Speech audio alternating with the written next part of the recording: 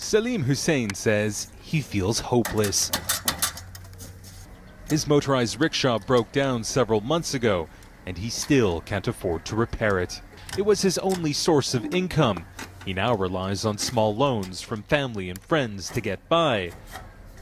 Hussein moved to this slum on the outskirts of Baghdad from southern Iraq a few years ago. He says he came here in the hopes of giving his wife, daughters and grandchildren a better life. But it hasn't worked out that way. What can I tell you? Our lives here are miserable. Sometimes we wish we would die than have to live like this. I served as an army reservist for 8 years during the Iran-Iraq war, and in the end the government gave us nothing for our service.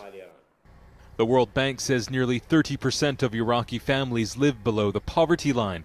That's more than 10 million people who don't have access to adequate food, water or shelter, leading to mass migrations from rural to urban areas as Iraqis search for work which pays better. Economists say decades of successive wars, increasing sectarian violence, the rise of ISIL, and a fragile political situation have all led to what they describe as a crisis.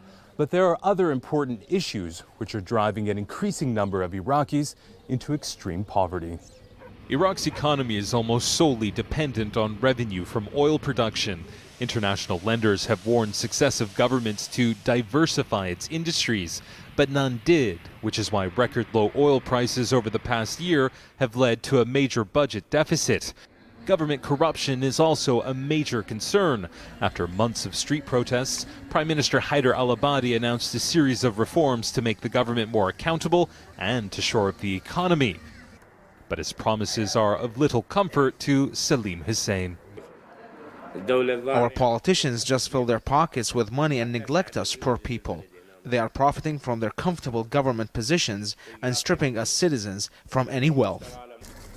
A belief felt by a growing number of Iraqis who are struggling to make ends meet. Imtiaz Taib, Al Jazeera, Baghdad.